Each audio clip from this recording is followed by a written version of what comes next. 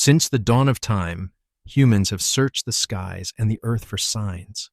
A streak of fire across the heavens, the sudden flight of birds, the crack in a tortoise shell after ritual burning.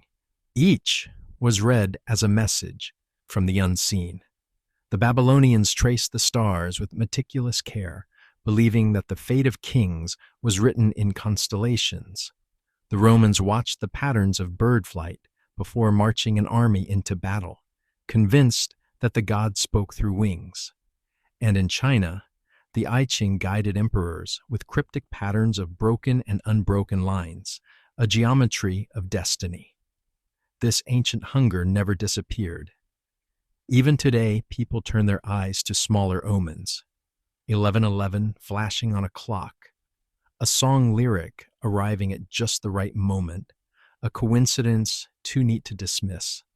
We convince ourselves that the universe is whispering through synchronicities, nudging us toward the right path.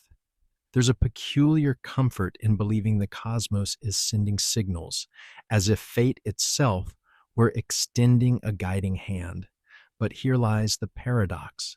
When we rely too heavily on signs, we risk delaying the very transformation we long for.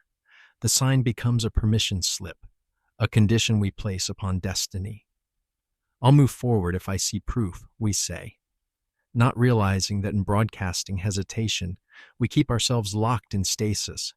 Just as ancient generals sometimes ignored their own strategic instincts in favor of ambiguous omens, we too can wait for confirmation that never comes. The truth is simpler and infinitely more radical.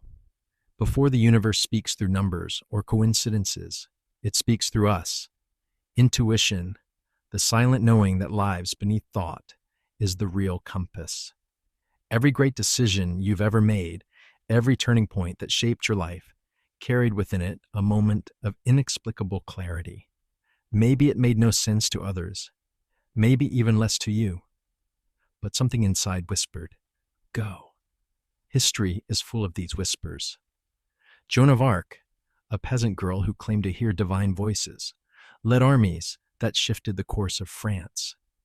Galileo dared to trust the evidence of his telescope over the dogma of his age, following a conviction that truth was hidden in the stars. Explorers crossed oceans not because the maps were clear, but because something within urged them beyond the horizon. These are not stories of chance, nor of blind faith.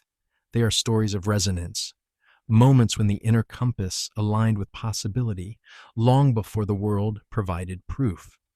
The ancients believed signs came from outside, but perhaps what they were really recognizing was an echo of the signal already alive within them. Modern seekers fall into the same pattern. We look for feathers on the sidewalk, repeated numbers, overheard phrases. Beautiful synchronicities, yes, but echoes rather than origins. The deeper question remains: what happens if you stop waiting for the world to confirm your steps and instead begin walking in response to the signal that already stirs in your chest?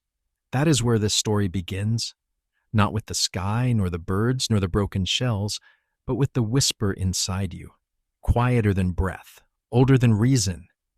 It has always been there, waiting for you to remember that before the universe speaks, you are already speaking. Intuition arrives quietly, rarely announced with trumpets. It does not argue its case or present spreadsheets of evidence. Instead, it slips in like a shadow at the edge of awareness. An inner tug, a sudden clarity, a calm that feels strangely undeniable. We call it a gut feeling, a hunch, a sixth sense. But beneath the poetry lies something astonishing. The first whisper of a future already reaching back toward us. Think back to the most pivotal decisions of your life. Perhaps you chose a path that seemed irrational on paper, or turned down an offer everyone else thought you should accept. Maybe you moved to a new city without knowing why, or stayed in a conversation that unexpectedly changed your life. In each of these moments, logic trailed behind, trying to justify what the body already knew. Neuroscience now confirms what mystics have long insisted. The brain processes immense amounts of information below conscious awareness. Patterns, probabilities, subtle shifts in environment, all are absorbed and analyzed faster than rational thought can catch up. When you feel intuition stir, it is not guesswork. It is your nervous system delivering the distilled essence of hidden knowledge. History brims with examples of individuals who dared to trust this invisible compass. Christopher Columbus sailed west into an ocean most feared as endless, guided by more than calculation. There was an inner conviction that land waited beyond the horizon. Centuries later, Harriet Tubman led enslaved people to freedom on the Underground Railroad, relying not on maps or written instructions, but on an inner certainty she described as divine guidance. In science, Nikola Tesla often spoke of sudden visions that revealed entire inventions fully formed in his mind, as if whispered from another dimension. These moments may seem supernatural, but perhaps they are natural in the deepest sense. Intuition is not opposed to reason. It is reason's older sibling, tuned to frequencies beyond the linear sequence of thought.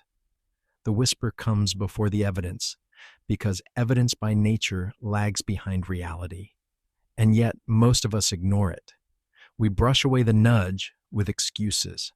We delay action until an external sign appears. In doing so, we create a tragic gap between knowing and moving. The whisper arrives, but hesitation builds a wall around it. By the time logic catches up, the opportunity has already passed. Cultures across the world have recognized this danger. The ancient Greeks spoke of kairos, time not as a steady march of seconds, but as opportune moments that must be seized. Miss the moment, and it will not return. Intuition is the herald of kairos. It tells you now. And if you wait for proof, the door quietly closes. This is why the first whisper matters so profoundly. It is the opening note of the song the universe is about to play. To ignore it is to miss the melody before it begins. To trust it is to step into alignment with futures that only reveal themselves after you've already moved. So the question becomes, what would your life look like if you stopped treating intuition as background noise and instead gave it the authority of a compass? What if you acted not after the proof appeared, but when the whisper first brushed your awareness?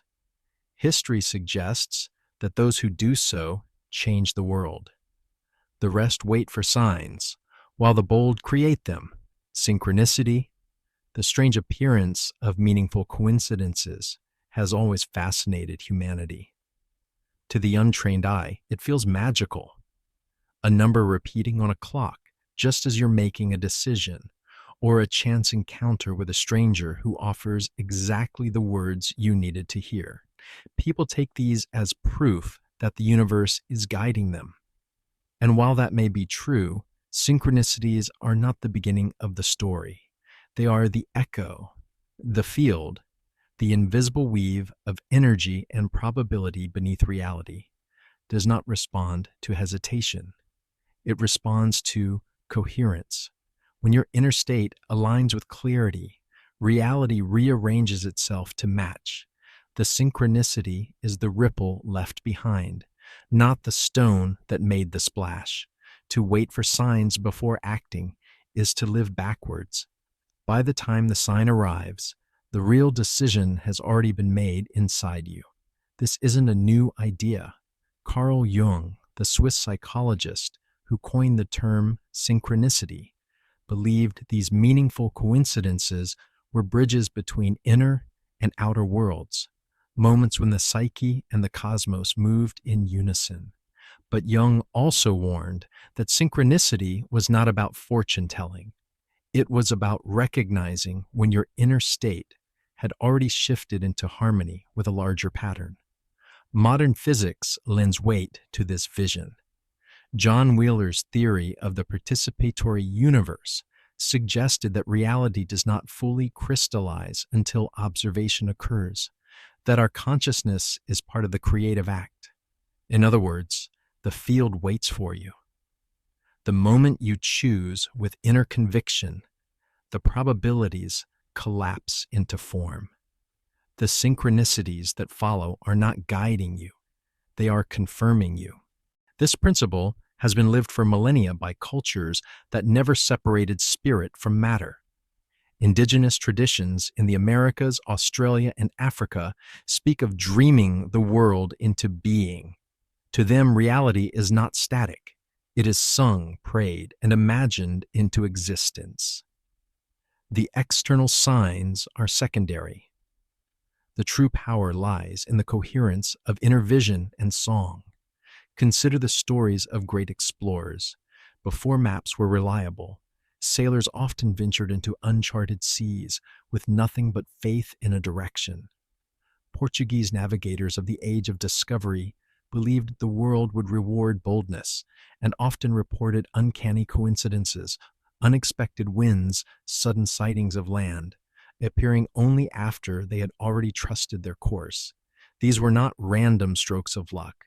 They were the universe rearranging itself in response to certainty. And so we return to the heart of the paradox. If you wait for the external sign before moving, you place yourself in a loop of delay.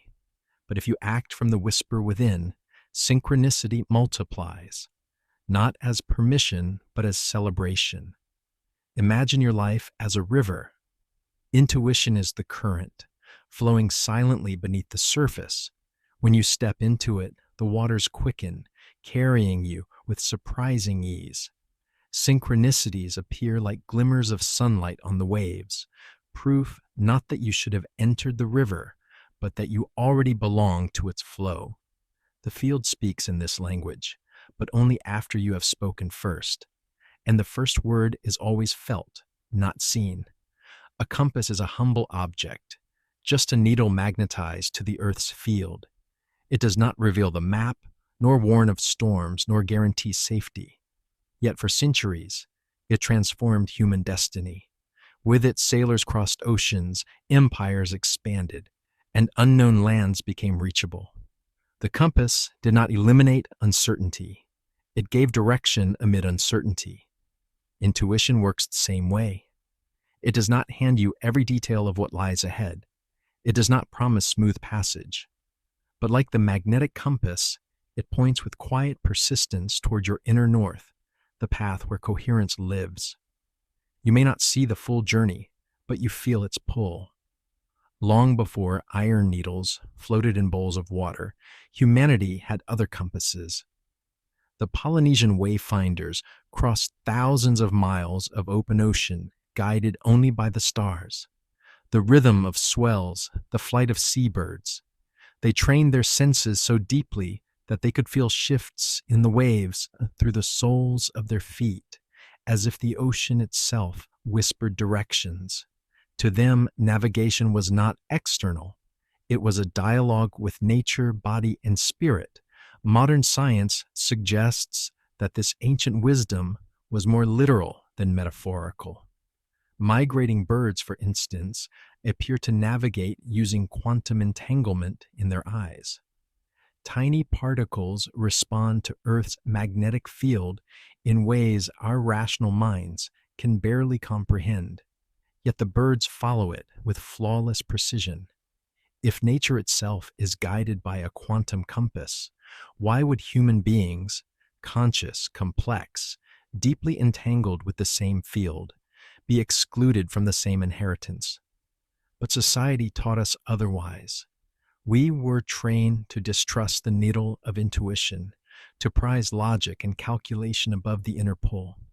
And so we often stumble like sailors with maps but no compass, endlessly analyzing, yet perpetually lost. There is an irony here. Logic, like a map, shows only what has been charted. It cannot reveal the unseen, but intuition, like the compass, points toward futures not yet drawn on paper. Together they create balance, but intuition is the first spark.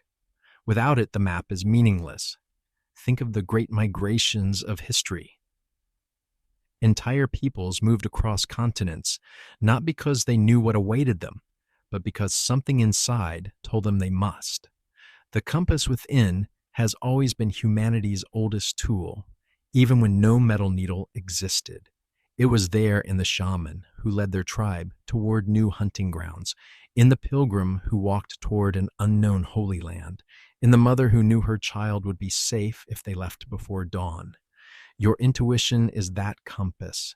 It may not explain itself. It may not guarantee ease. But when you follow it, doors open, winds shift, and synchronicities appear like stars, confirming a course already chosen. The danger is not in trusting it, but in ignoring it, sailing blind while holding the very instrument that points you home. The body is not just flesh and bone. It is an antenna. Every shiver of the skin, every tightening of the gut, every sudden calm or surge of energy is a message. Most people dismiss these sensations as random, but history is filled with stories of survival and discovery born from listening to them. A soldier ducks a moment before a bullet whizzes past. A mother jolts awake, sensing her child in danger miles away. Travelers cancel a voyage after an unshakable feeling of dread, only to learn later the ship sank. These are not accidents. They are the whispers of biology, tuned to something deeper than logic. In the Middle Ages, physicians believed health was governed by the four humors: blood, phlegm, black bile, and yellow bile. They thought imbalance of these fluids dictated mood and fate. Though primitive by modern standards, their intuition that the body and emotions are inseparably linked was not wrong. Today, science reveals a more sophisticated truth. The gut contains its own network of neurons, the second brain. This enteric nervous system communicates directly with the brain, shaping intuition, decision-making, even courage. Modern experiments deepen the mystery. Researchers at the HeartMath Institute found that the heart responds to future events before they occur. In controlled studies, participants' heart rhythms shifted seconds before being shown images randomly selected by a computer. The body, it seems, anticipates reality before the mind can rationalize it. The heart is not only a pump, it is a receiver, a quantum antenna attuned to timelines not yet visible. Consider the chills that run across your skin when something feels true, or the sudden expansion in your chest when a choice aligns with your path. These are not poetic flourishes. They are biological feedback, signals that your inner compass is locking onto resonance. When you ignore them, you smother your own navigation system. When you trust them, reality adjusts in ways that appear miraculous. History honors those who listened. Florence Nightingale, moved by an inner conviction stronger than any social expectation, revolutionized nursing during the Crimean War. Her body knew what her society denied. Albert Einstein admitted that many of his breakthroughs began not with equations, but with feelings, strange bodily certainties that guided him before proofs could be written. The body whispers constantly, but in a world addicted to noise and logic, we rarely hear. Yet the truth remains. Intuition is not vague mysticism. It is biology entangled with the veiled, a receiver designed by nature to guide you toward coherence. The challenge is not to acquire it, but to remember how to trust it. Intuition does not shout, it whispers. Yet we live in an age that worships noise, constant notifications, endless scrolling, the pressure to explain every move with logic and proof. In such a world, the whisper is drowned out before it can be heard. People say, "I don't have intuition," but the truth is harsher. It is not that intuition has gone silent, but that the volume of distraction has been turned up so high that subtle frequencies vanish beneath the static. Think of a radio dial. If static blares at full volume, You will never hear the faint signal of the station you're seeking. But once you tune the interference down, the hidden station emerges clear and strong. Intuition works the same way. Its signal is constant, but only in stillness does it come alive. Mystics across centuries knew this. Monks retreated into desert caves, not to escape the world, but to hear the signal beneath it. Sufi poets spun in ecstatic silence, their dance quieting the mind so the heart could speak.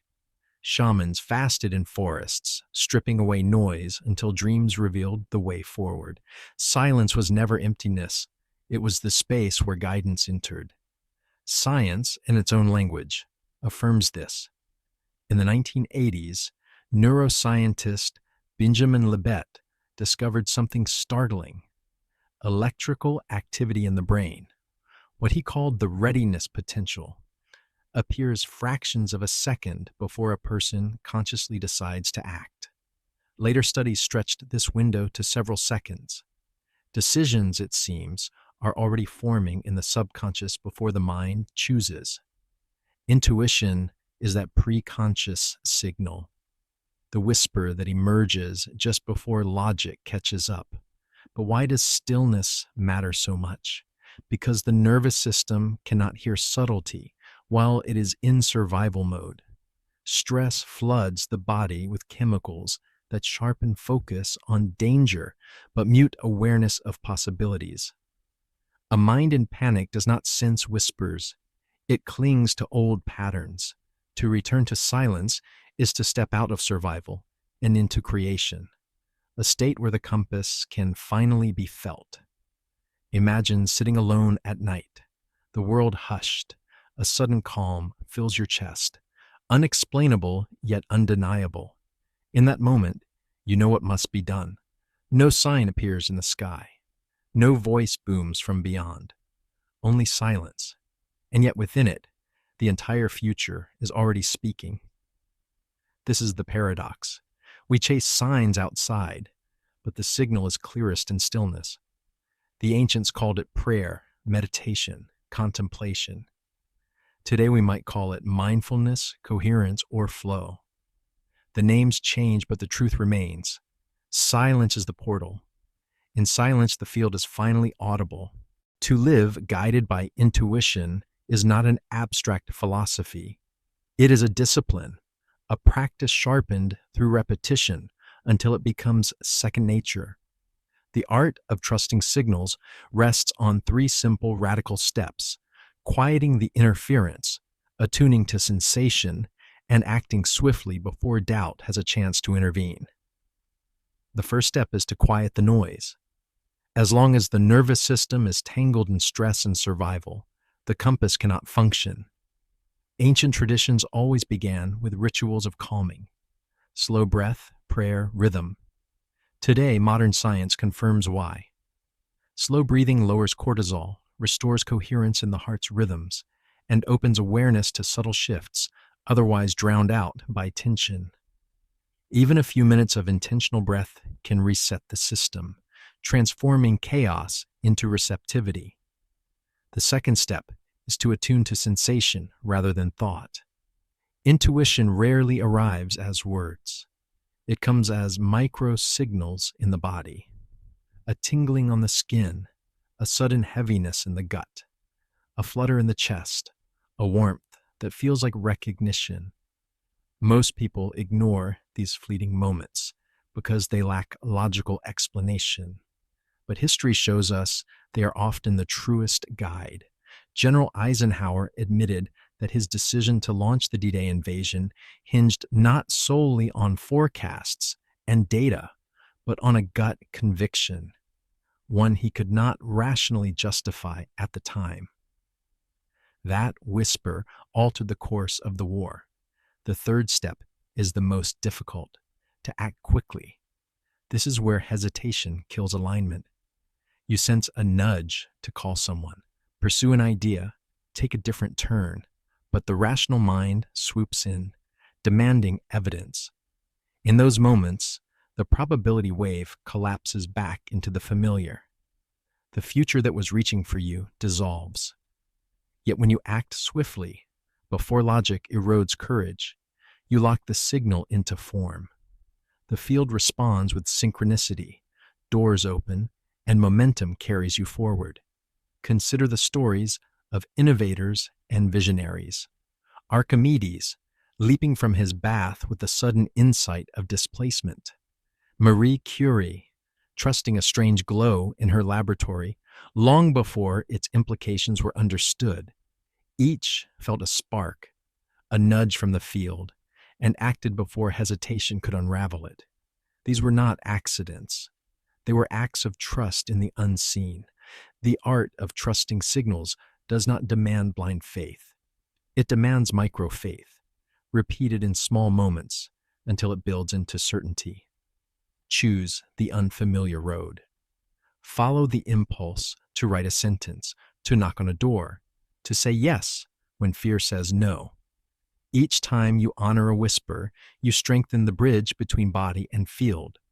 Over time, the signals grow louder, clearer, undeniable. Hesitation collapses possibilities. Courage crystallizes them. The field does not reward those who wait for proof. It rewards those who move in resonance before proof exists. To practice the art of trusting signals is to learn this paradox. Reality responds not to doubt, but to decisiveness. Manifestation is not about learning something new. It is about remembering something ancient. Every child is born fluent in it. Watch them. They act on joy, instinct, curiosity. They don't demand proof before leaping. They leap and discover the ground rises to meet them. Over time, schooling, fear, and social conditioning drown that instinct in rules and logic. We are trained to distrust what we feel and worship only what we can prove. But the quantum field does not wait for proof. It responds to resonance. Einstein himself admitted, the intuitive mind is a sacred gift, and the rational mind is a faithful servant. We have created a society that honors the servant and has forgotten the gift. What he hinted at is what mystics have always known. Intuition is not inferior to logic. It is logic's deeper dimension, intelligence in its most primal form. Neville Goddard, the great mystic teacher of the 20th century, called it feeling as the secret. He insisted that the moment you feel the reality of what you desire, you collapse time itself to meet it. This insight is not unique to one culture. In Hindu philosophy, prajna, the direct knowing of truth, was revered above intellect. In Taoism, the sage trusts the way, moving with wu wei, effortless alignment that flows from inner attunement. In indigenous traditions, dreams and visions are not fantasies, but instructions from the field. Across continents and centuries, humanity has known the same truth. The compass lies within, and to ignore it is to walk blind through a forest holding the map in your pocket. And here is the radical realization: you are not waiting for alignment. You are alignment. You are not chasing signs. You are the signal. The quantum field does not stand apart, testing or withholding. It bends to coherence, to clarity, to the vibration of your decision. The life you long for is not hiding. It is waiting for you to trust the whispers that have already been given. Imagine if you lived this way for a week, honoring every subtle nudge, following each spark of curiosity, acting before doubt arrived. Your reality would begin to rearrange itself in ways that would seem impossible to those still waiting for signs. To them, it would look like magic. To you, it would feel natural. This is remembrance. This is activation. To live as though you are the signal, to trust the compass within, to allow synchronicities to arrive, not as proof you need, but as a celebration of what you already chose. The ancients looked to the skies for omens, but the true kingdom was always within. And now, armed with both ancient wisdom and modern science, you hold the compass again. So the question that remains is not whether the universe is speaking, it always has. The question is, are you ready to listen? And more importantly, to act. Because the moment you do, the field does not hesitate. It rushes to meet you, arranging reality into coherence. This is not metaphor. This is remembrance. You are not waiting for the signal. You are the signal.